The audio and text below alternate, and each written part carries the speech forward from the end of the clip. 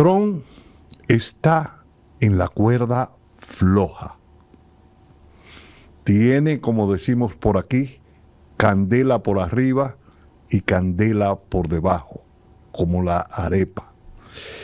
Soy Tito Olivo, un saludo cordial a todos mis seguidores y esta es la Pepa en la geopolítica. Vamos a analizar la situación que está viviendo hoy Estados Unidos. Pero antes, quiero decirle que aquellos que no se han registrado en la Pepa, que se registren.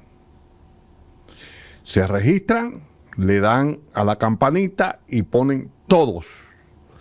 Y si este contenido es de su agrado, pues usted sencillamente lo comparte en su red de relacionados y le da a me gusta, porque así el algoritmo nos va a tomar en cuenta. Este es un programa alternativo, sin costo alguno, y tratamos toda la semana de llevarle propuestas diferentes con un contenido muy bien analizado y bien buscado. La semana entrante vamos a tener aquí una persona de mucha capacidad, general de división,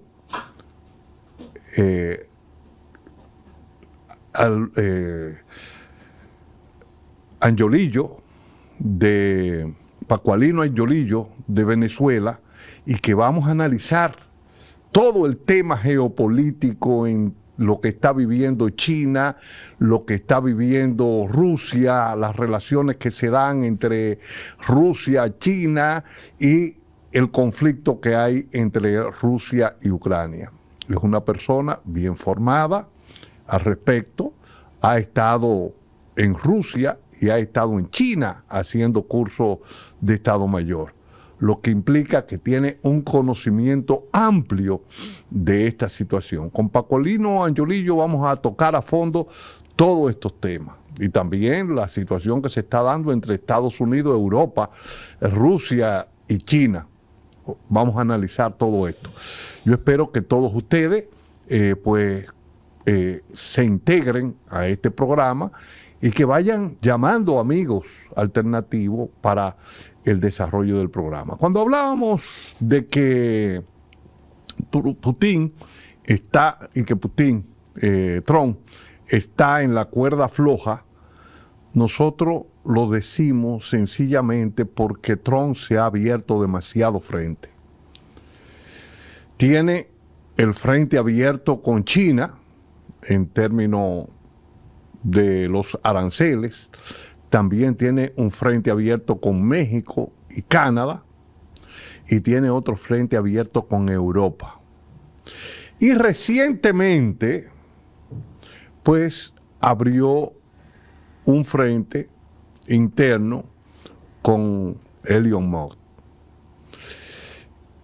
Frente que a él le va a costar caro.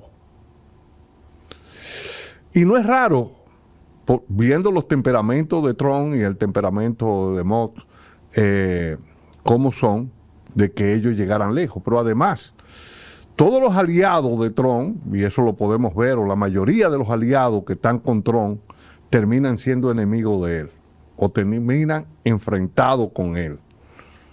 Y esta situación compleja que él está viviendo con lo que plantea este señor, que ha entrado en conflictividad por varias razones. Entiendo que una es por la caída de las acciones de Tesla desde que él llegó al gobierno y todas las medidas que ha estado tomando Trump.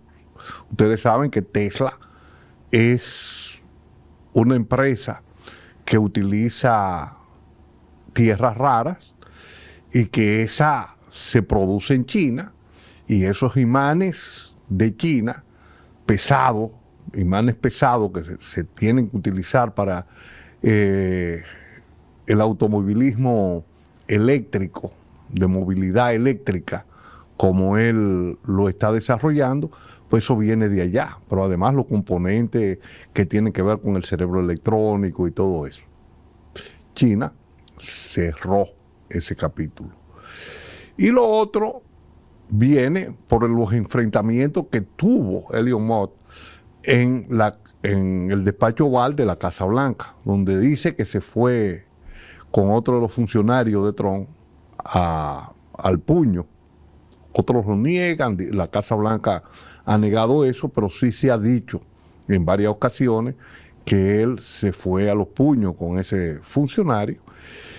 Y esa situación compleja ha hecho que este personaje diga que Trump está, o no que ha dicho, ha dejado entrever que él está en la lista de los pederastas que se han publicado. Y digo que es una situación compleja porque él atacó mucho a los demócratas de pederastas y que eran unos malvados y que violaban niños y hacían todo esto. Y aquí vamos a ver en esa lista si real y efectivamente Trump está metido en esa situación. Otro de los problemas que tiene Trump es la economía norteamericana, que él la ha complicado aún más de lo que esa economía estaba pasando, por la situación por la que ellos estaban pasando. Y vamos a ver algunas cifras que tenemos aquí. El problema de la deuda de Estados Unidos. Ya hemos hablado de la deuda. Es una situación compleja, muy compleja. Ya la deuda está rondando los 37 billones de dólares, anda en 36 billones de dólares, y entre el servicio de la deuda y las amortizaciones que tienen que hacer del capital, el pago de intereses y las amortizaciones que tienen que hacer, se lleva gran parte del presupuesto. Ya Estados Unidos ha superado el gasto militar, que es uno de los gastos más grandes que tiene Estados Unidos, lo ha superado con el pago de servicio de la deuda. O sea que, y esto tiende aún más a ampliar el déficit fiscal de Estados Unidos. Y vemos que la deuda de Estados Unidos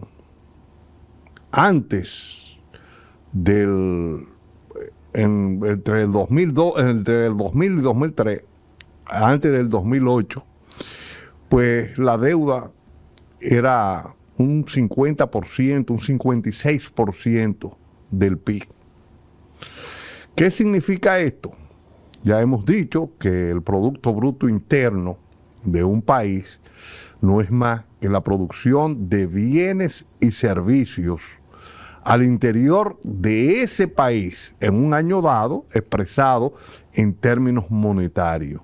Lo que significa que con el 56% de la producción de bienes y servicios, Estados Unidos, antes del 2008, cubría su deuda. Hoy, después del 2008, comenzó a subir y ya para la pandemia estaba en el 120%, lo que significa que el 100% de la producción no alcanzaba para cubrir la deuda si tenía que pagar. Y hoy está entre el 120, 114 y 124% de la deuda con relación al PIB. Esto, como le decía, va a ampliar aún más la brecha del déficit fiscal, y esto va a hacer que los norteamericanos tengan que endeudarse aún más para seguir cubriendo ese pago de servicio a la deuda. Pero eso no es tan sencillo como podemos analizar ahí. Vemos que el gasto norteamericano se ha ido ampliando, y uno también de los problemas que estaba teniendo Elon Musk es que él fue al Departamento para la Reducción del Gasto. Y no hay forma de cómo se pueda reducir el gasto del gobierno norteamericano, porque es que el servicio de la deuda y el gasto militar va creciendo. Entonces aquí hay un tema, y es el tema que Donald Trump ha planteado, que va a reducir los impuestos a los que más ganan.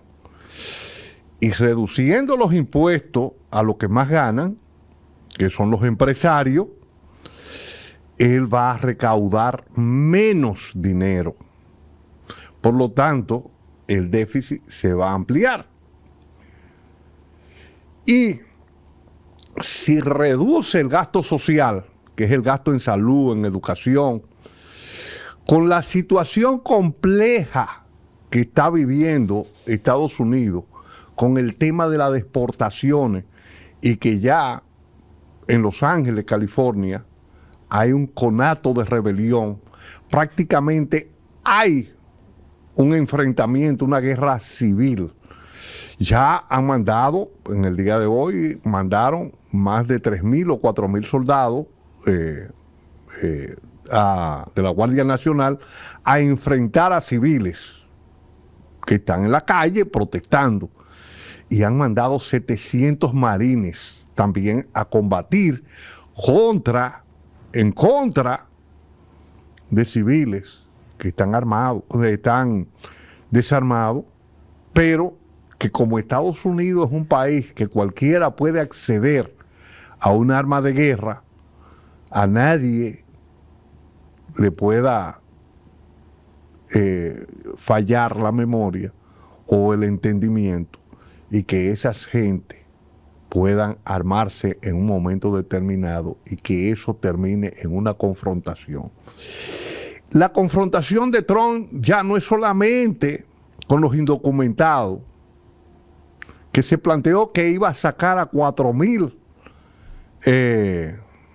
latinos que estuvieran en condiciones de ilegalidad o que hubiesen cometido crímenes en Estados Unidos. Lo que él ha podido deportar son alrededor de 700, 800 personas. La situación es más compleja porque ya muchos descendientes de latinos que han nacido en Estados Unidos y que son ciudadanos norteamericanos, los están agarrando y los están deportando. El gobernador de California y la alcaldesa de Los Ángeles se negaron a participar en las redadas, de prestar sus policías locales para ir a esa redada. Y él lo que hizo fue que comenzó donde habían fiesta o había cualquier reunión social, se aparecían y se lo llevaban.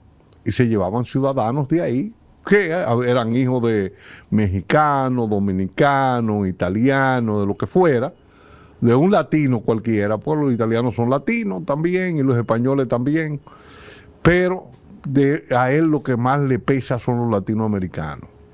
Entonces, se lo llevaban, lo metían y lo deportaban a muchos, como pasó un caso con El Salvador, que un ciudadano normal, común y corriente lo deportaron a El Salvador, y ese presidente salvadoreño que se presta a muchísimas cosas, recibió y después no lo quería repatriar, habiendo órdenes judiciales para que ese ciudadano fuera repatriado nuevamente a Estados Unidos porque había sido deportado ilegalmente. Se decía que era miembro de un supuesto tren de Aragua que él se ha inventado, o que se han inventado, diciendo que el Tren de Aragua está muy vinculado al gobierno de Venezuela, o que está, que yo cuándo, y que es un grupo de terroristas que están vinculados al narcotráfico. Puede ser un ciudadano salvadoreño, no era venezolano, y lo deportaron. Por eso es que hay que tener muy en cuenta cuando tú vas a deportar, cuando tú vas a hacer una deportación, porque tú puedes afectar ciudadanos de tu propio país que tengan el color de piel o que se parezcan a ciudadanos de otros países y deportarlos. Y son ciudadanos que van a caer, en este caso, este cayó preso en El Salvador, pero estaba en una cárcel que ha hecho Bukele para criminales.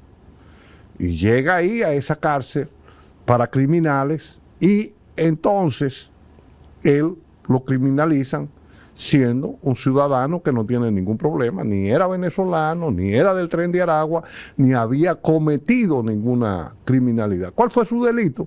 Que salió y no tenía su documentación arriba, o sea, andaba solamente con su licencia y su cosa, como muchas veces uno sale que se le olvida, y lo agarraron, le pidieron, no, usted se va, usted es ilegal, y le pusieron del Tren de Aragua y lo deportaron. ¿Qué pasa? Hay un enfrentamiento ahora de Trump con el gobernador, que dice que el gobernador que si él fuera el funcionario que tuviera que tomar una decisión, él tomara el gobernador de California, lo metiera preso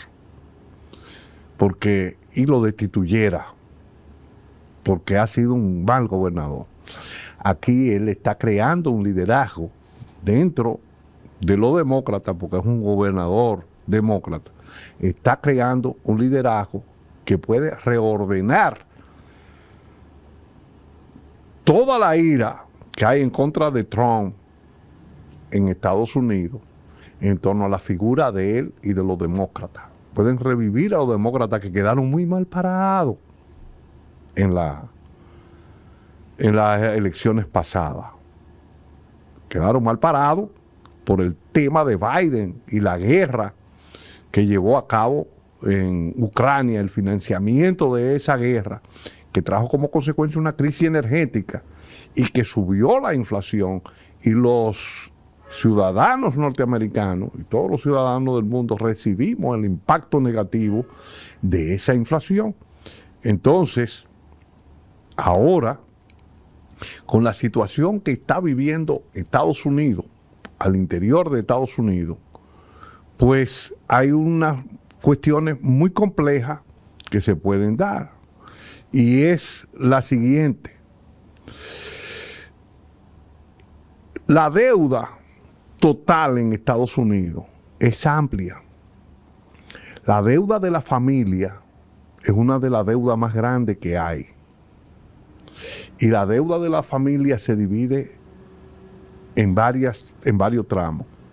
Esa deuda que tiene que ver, que va la deuda total va entre 17 y 18 billones de dólares. Y una parte de eso, 17 o 18 billones de dólares que está teniendo la familia, tienen que dedicarlo a las hipotecas que tienen. Y cuando nos vamos atrás, al 2008, la crisis de las hipotecas, la crisis de los fondos subprime, que creó una situación muy compleja, y tan compleja que desde el año 1929 hasta el 2008 no se había dado una depresión económica tan fuerte como la que se dio en ese momento. Pues ahora Estados Unidos está en una situación bien compleja, porque parte de ese dinero es la hipoteca de la familia y el pago a los vehículos que han adquirido. Pero hay otro componente que es la deuda de los estudiantes. Anteriormente a esto se daba una situación. ¿Y qué era lo que se daba? Que los estudiantes no tenían, iban poco al crédito público, al crédito, para estudiar, hacer una carrera. Pero ahora están sobreendeudados.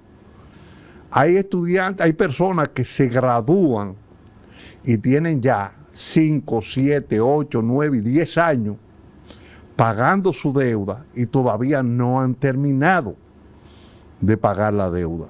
Lo que significa que tú te has endeudado para pagar tu deuda y eso es lo que pueden conseguir trabajo para ir amortizando su deuda. Hay otros que han terminado y no han podido seguir trabajando, no han conseguido trabajo, y los familiares es que le cae encima esa deuda. Entonces tenemos la deuda de las hipotecas, la deuda de los carros, que están grandemente endeudados.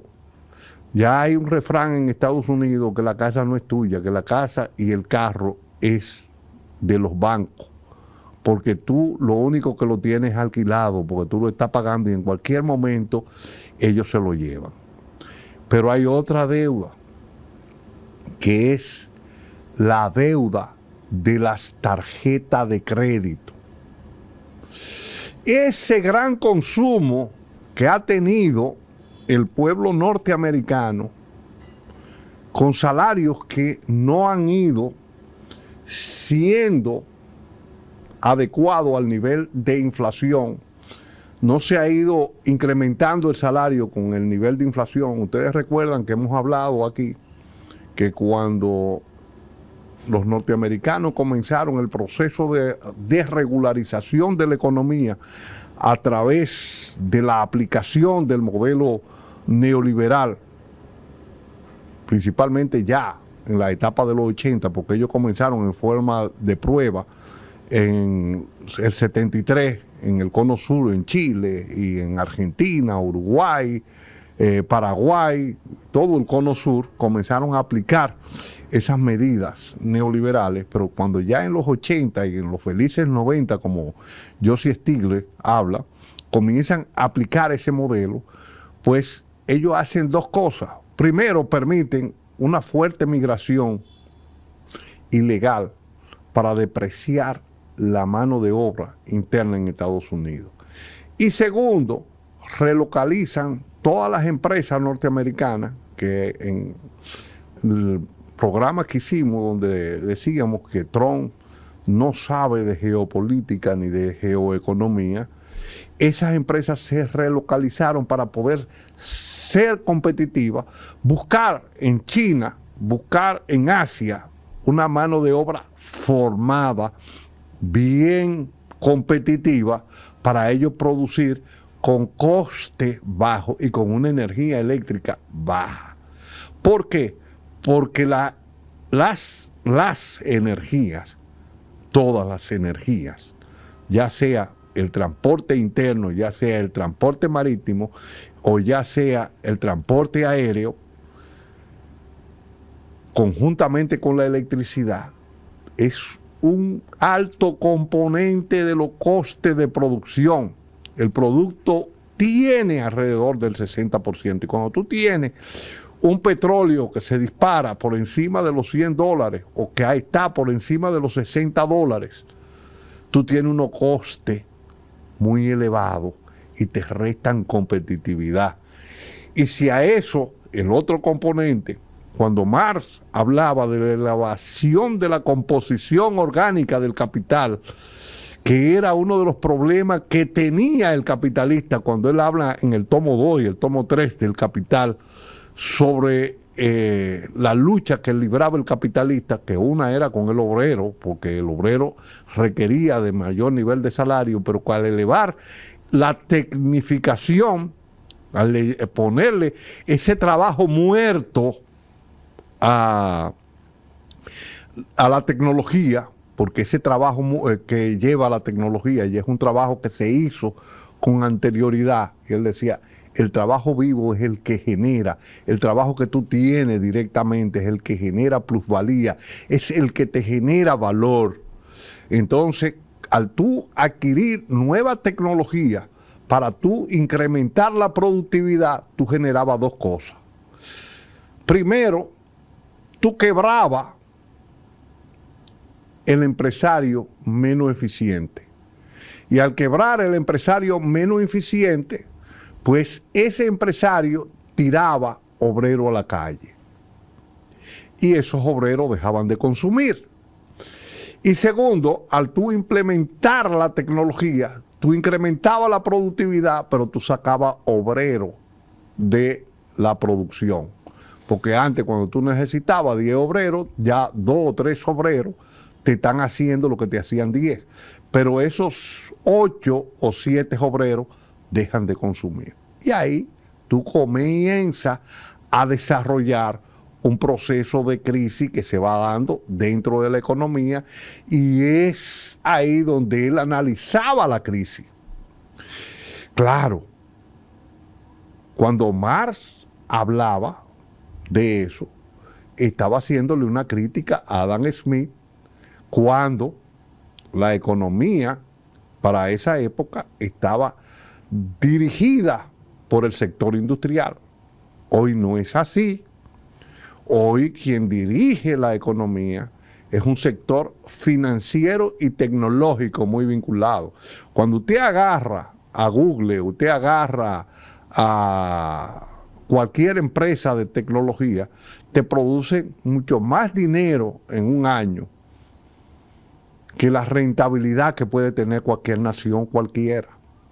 De por ahí. No voy a hablar de República Dominicana, de Cuba, de Haití, de Honduras, de El Salvador, no. Vamos a hablar de Francia, Italia, de España, de cualquier economía de esa, desagregada, no junta, te produce más una empresa de esta. Y esas empresas son las que están liderando la economía. Y tanto Marx como Adam Smith y David Ricardo, cuando hablaba de David Ricardo sobre la ventaja comparativa, de que tú tenías que ser mucho más eficiente en un producto que tú pudieras producir para tú ser mucho más competitivo. Entonces, ellos, los tres, le hacían una crítica mordaz al rentista, al de la renta de la tierra, porque decían que eso no ganaba, no producían nada, no hacían nada, y lo que ganaban era sin trabajar, solamente rentando la tierra. La diferencia entre Marx y Adam Smith y David Ricardo, en la crítica que él le hace a ellos y a otros liberales del liberalismo, estaba en el tema del trabajo vivo, que es el que genera plusvalor. Ricardo, que tomó el tema del trabajo y decía que el trabajo era que creaba valor, y Marx le decía, sí, el trabajo socialmente necesario es que te genera valor, porque tú puedes tener una persona que te trabaje mucho, pero que no esté al nivel de la media que está trabajando en otro lugar.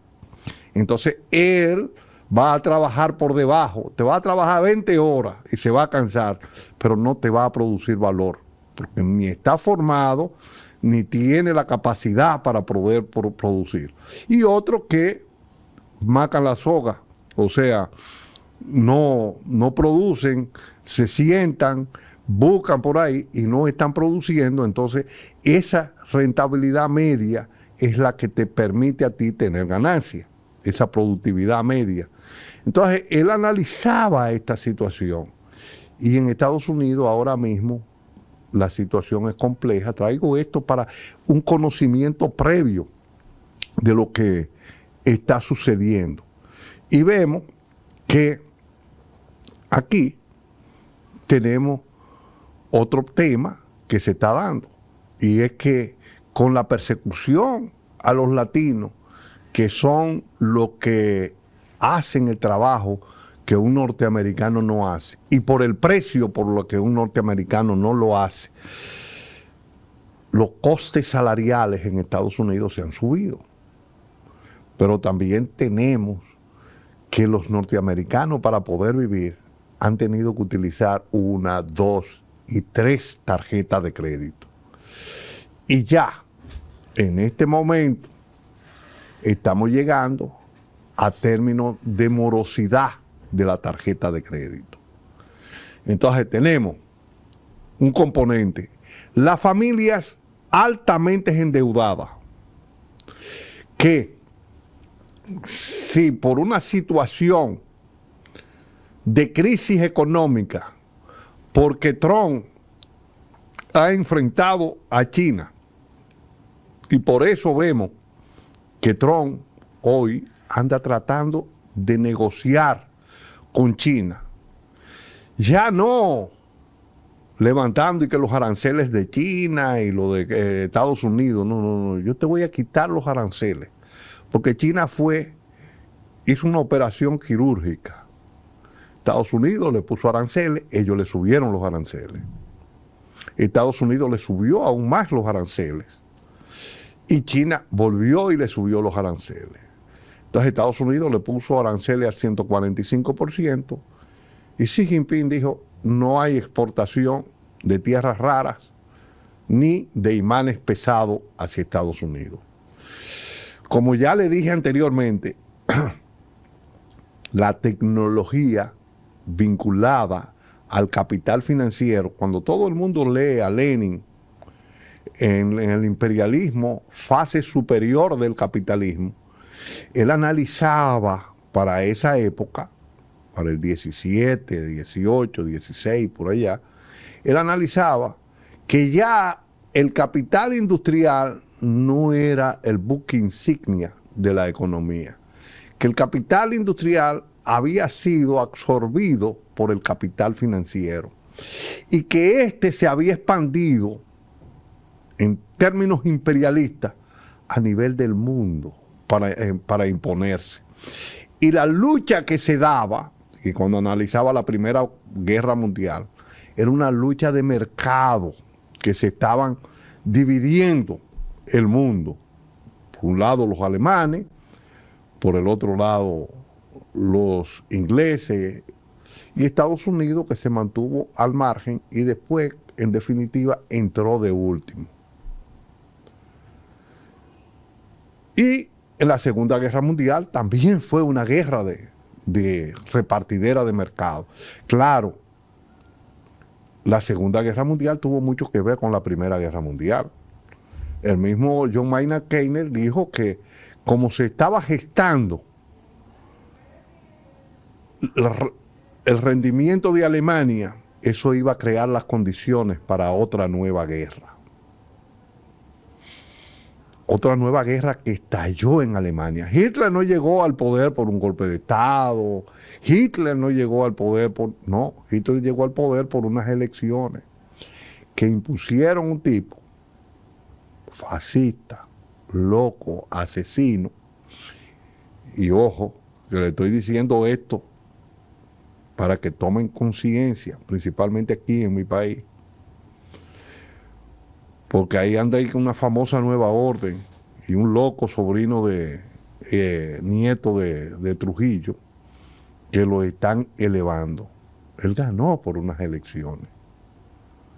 Él ganó por unas elecciones y se impuso. Y comenzó a plantear orden, disciplina y a perseguir principalmente a los judíos, que eran los dueños de la banca y del sector financiero. Y se fue rearmando cuando no se le permitía. Y después ese monstruo se extendió por el mundo entero, o por Europa entera, porque la Segunda Guerra Mundial fue entre Europa, aunque nosotros también sufrimos los estragos cuando se hundieron barcos por aquí que Trujillo le declaró la guerra. Y él dijo, están invadidos. Y el vapor San Rafael se lo hundieron. Entonces, Hitler llegó ante esa situación. Con una situación de crisis que se está dando en Estados Unidos, ahora mismo, o que se estaba dando en Estados Unidos, por la situación de cómo Biden estaba gestando la guerra, llegó Trump al poder, que había sido un desastre en la presidencia pasada. Inclusive, cuando perdió las elecciones, permitió que hordas de desquiciados tomaran el Capitolio y él no dijo nada. Inclusive lo indultó ahora cuando llegó. Y después comenzó a aplicar toda una política, porque él planteaba que el problema de la economía norteamericana era que las industrias se habían ido, pero él no sabía por qué se habían ido las industrias y qué era lo que estaba pasando. Era porque eso que hemos hablado de la elevación de la composición orgánica del capital, que es cuando se une el trabajo muerto con el trabajo vivo. Y digo, cuando se une la tecnología con el trabajador, y si esto sube, como era lo que estaba pasando y era lo que quería explicar anteriormente, cuando esto sube, que va subiendo, y el salario del trabajador iba subiendo porque habían sindicatos fuertes en Estados Unidos, ellos tenían la necesidad de romper esos sindicatos con esa mano ilegal de trabajadores que le daban mucha facilidad para que llegaran, porque el que llegaba ilegal se podía alquilar o vender su fuerza de trabajo al precio que le dieran, porque estaba arrimado donde un pariente necesitaba comenzar a trabajar para comenzar a aportar un poco. Y comenzaban a vivir y entre todos sumaban, pero eso le quitaba competitividad a los sindicatos y las luchas fracasaban. Y el otro lado era que cuando se iban, retiraban y ellos tenían que recurrir entonces a permitir que esos ajustes por inflación que se daba a los Estados Unidos, eliminarlo. Entonces, como los ajustes por inflación no se están dando, la población norteamericana utiliza muchas tarjetas de crédito. Entonces, con una tarjeta de crédito van resolviendo la situación de otra. Pero ya han llegado a un nivel tal que no le permite pagar ni una ni otra de las tarjetas. De las 3, las 4, las 5 tarjetas de crédito que tienen. Y han estado entrando en impago. Pero no es solamente el problema de la familia y el endeudamiento. También las empresas se han endeudado en Estados Unidos. Y es un componente alto del endeudamiento de las empresas en Estados Unidos. Es un endeudamiento amplio. Entonces, aquellas empresas que no están dentro del área tecnológica han ido teniendo problemas. Y aquellas empresas que están dentro de la perforación de esquisto tienen grandes problemas. Chevron ahora mismo está reduciendo su plantilla. ¿Y por qué Chevron ha estado reduciendo su plantilla? Por ejemplo, en Texas votó 200 empleados. Porque las ganancias proyectadas no han sido las ganancias que han obtenido en este año fiscal. Por dos razones lógicas. Primero, ellos se le venció la licencia que tenían en Venezuela, donde traían petróleo a bajo costo. Y segundo, las perforaciones de esquisto que están haciendo no les son tan rentables como se planteaba con anterioridad. Para que ustedes tengan una idea, antes de la crisis energética que se generó con la guerra de Ucrania, el coste de producción para extraer un barril de petróleo del esquisto iba entre 50 y 70 dólares. Por eso, en el libro, La economía del hidrógeno, el economista que lo escribió, eso fue en el 2000, decía que Estados Unidos, si quería ser eficiente técnicamente, tecnológicamente, y poder competir en el mundo, tenía que hacer una de las dos cosas, o ambas cosas a la vez. Primero, era ir a la tecnología del hidrógeno, pero que es complejo, no es fácil, porque para tú producir hidrógeno con la tecnología actual, que es por hidrólisis, tú tienes que convertir la misma cantidad de energía o más que la que tú vas a recuperar de hidrógeno. Por lo tanto, la energía te va a salir muy cara.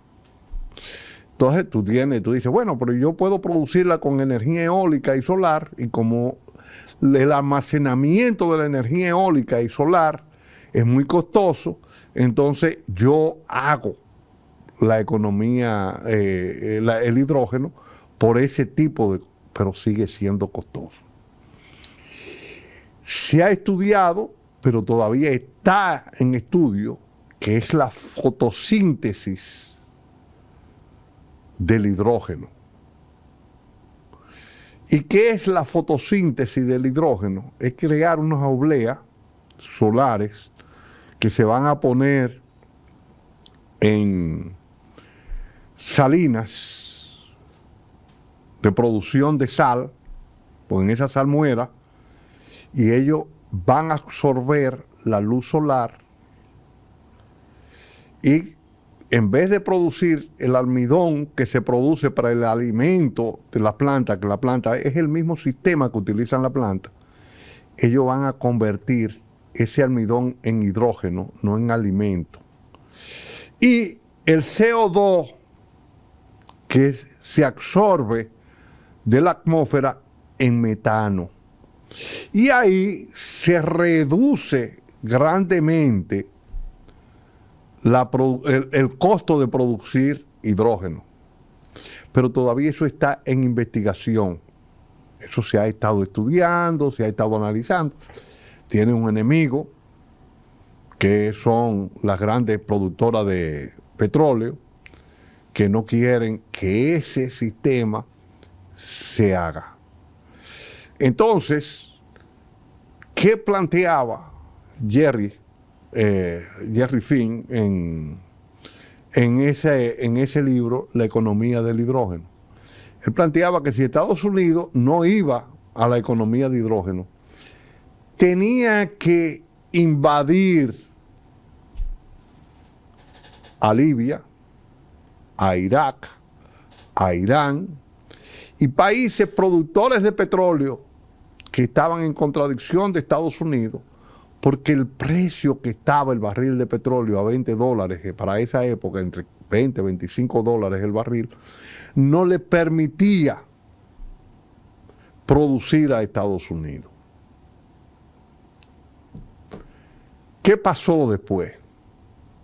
La invasión de Irak, porque Irak tenía armas de destrucción masiva. La invasión a Libia, porque supuestamente había un gobierno dictatorial. Pero ellos no invadieron a República Dominicana cuando estaba Trujillo. Cuando estaba Trujillo, ellos se pelearon con Trujillo cuando Trujillo le hizo un atentado a Rómulo Betancourt, que era un hombre de Estados Unidos. Un atentado por problemas entre Estados Unidos y entre República Dominicana y Rómulo Betancourt. Pero también cuando Trujillo le secuestró a Galíndez en Nueva York y lo trajo a República Dominicana y lo torturó y lo mató, siendo Jesús de Galíndez un agente de la CIA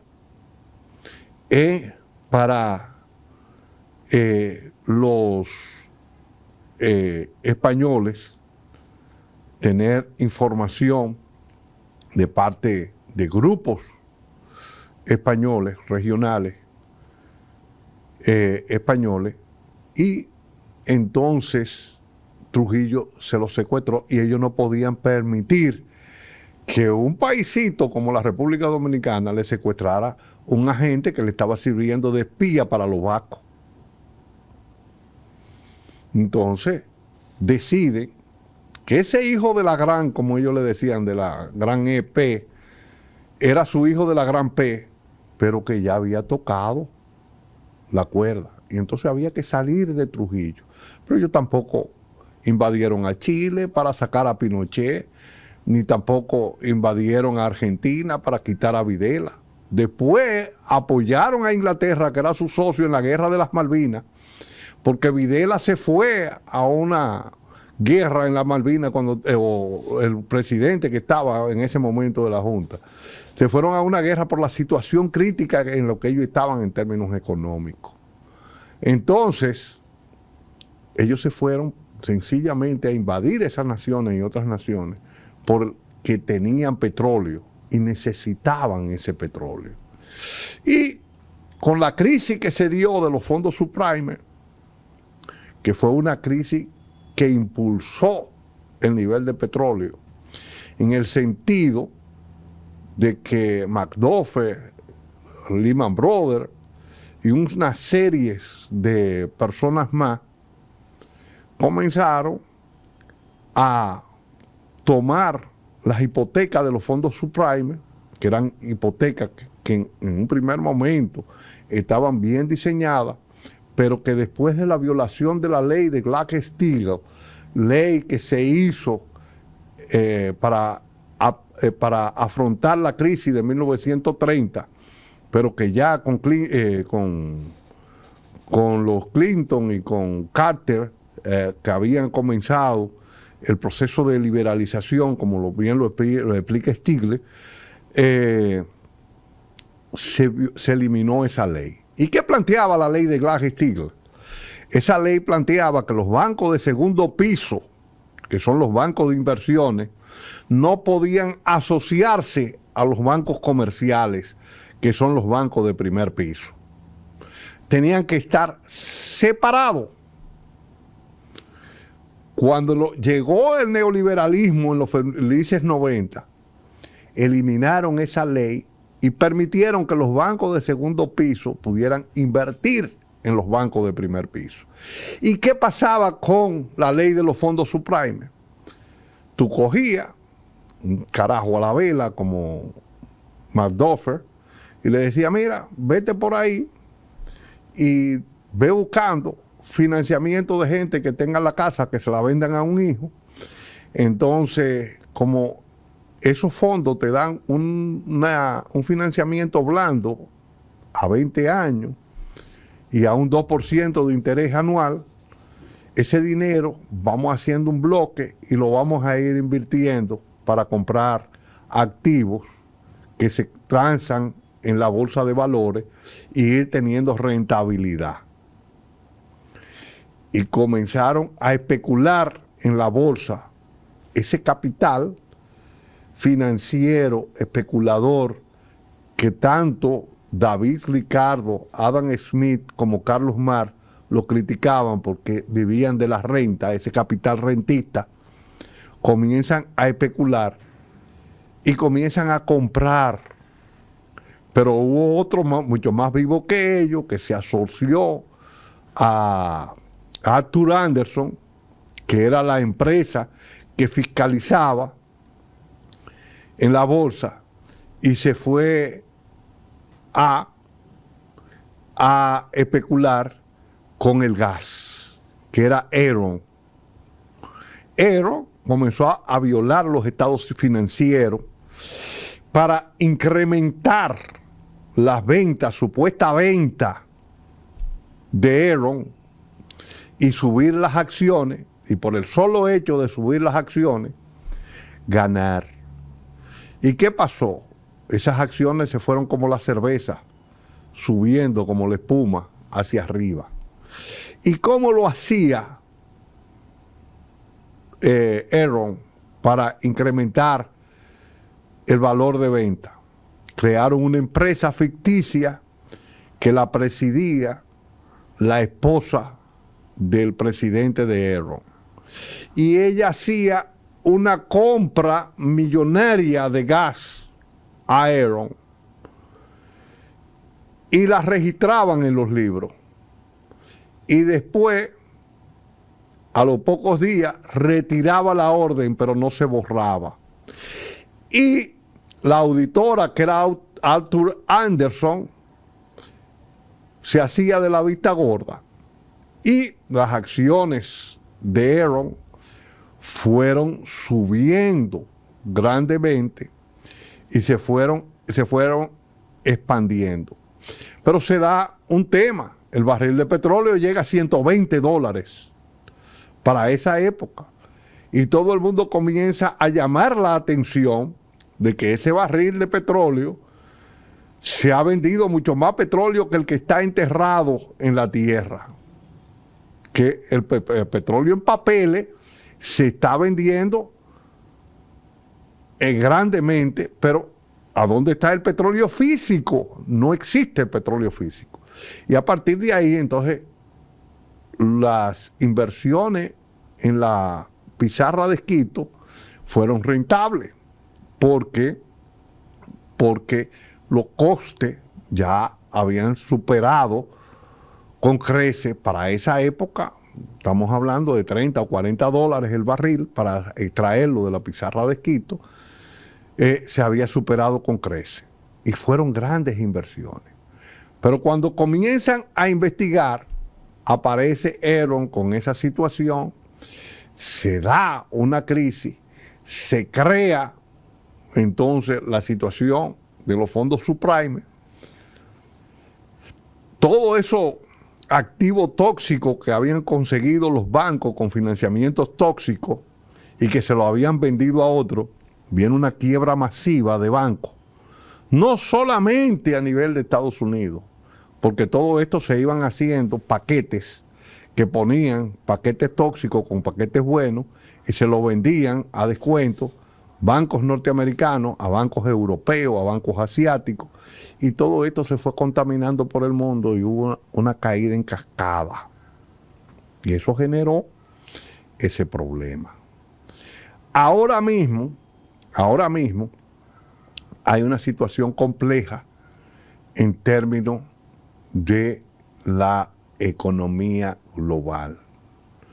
Trump, con los enfrentamientos que tiene, con el sobreendeudamiento de la deuda que tienen las empresas norteamericanas, con el endeudamiento de la familia, puede ser que esa situación, si Trump no llega a acuerdos rápidos con China y las empresas tecnológicas comiencen a generar beneficios porque le comiencen a llegar las tierras raras y los imanes pesados, Estados Unidos se pueda ver abocado a otra grave crisis económica. Y esa grave crisis económica, metida conjuntamente con la situación que se está viviendo en Los Ángeles, California, puede generar una situación conflictiva como jamás los norteamericanos la han vivido en su territorio. ¿Por qué? Porque ya yo lo dije, en Estados Unidos es mucho más fácil tú comprar un AK o un M16 que una aspirina en una farmacia. La aspirina tú vas y te dicen, deme una receta, pero tú vas a un vendedor de armas en Estados Unidos y tú presentas tu cédula y tu licencia y te dan lo que tú quieras con la cantidad de tiros que tú quieras. Entonces, hay que ver la situación compleja, pero ya se está hablando de un impeachment para sacar a Trump. Y habría que ver, porque aunque los republicanos tienen mayoría, pero había que ver, porque J.D. Vance era una persona muy vinculada a Elon Musk. Eran muy amigos anteriormente, aunque ahora están supuestamente peleados. Y él ha hecho tienda a favor de Trump. Claro, no hay que ver lo que está abajo. Porque decía Martí y que don Juan lo parafraseaba muy bien aquí en República Dominicana. En política hay cosas que se ven y cosas que no se ven. Y son mucho más importantes las que no se ven que las que se ven. Y si ellos están en una alianza estratégica para sacar de circulación a Trump, él no va a decir que está aliado a Elon Musk. Él no va a decir nada. Él solamente va a actuar con él, y cuando le hagan el impeachment a Trump, él va a ser el presidente de la República o del Estado o del presidente norteamericano.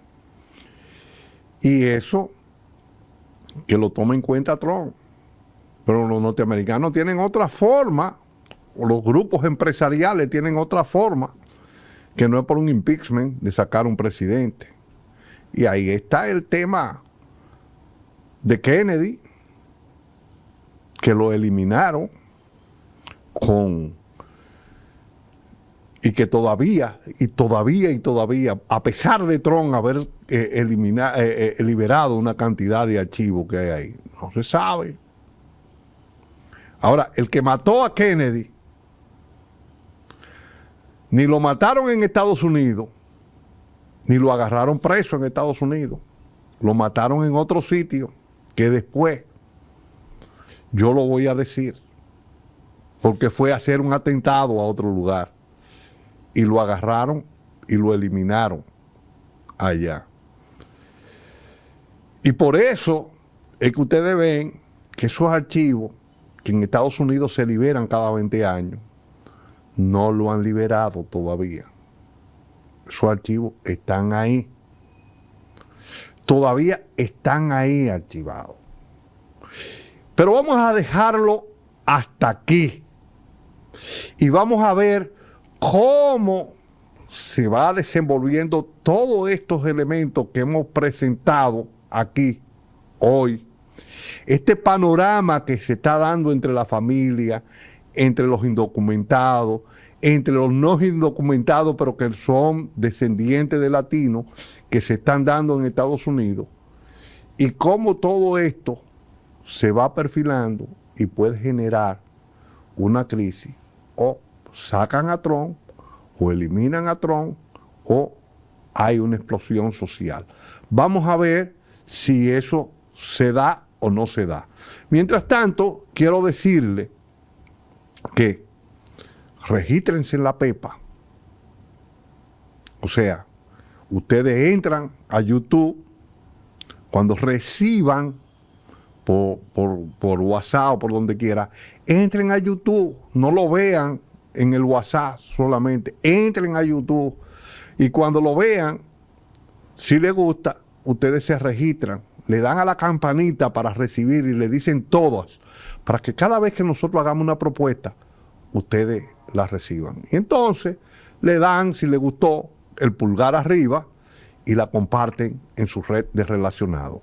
Soy Tito Olivo y hasta aquí hemos llegado con esta propuesta en el día de hoy de la PEPA en la geopolítica. Muchas gracias y hasta la próxima semana.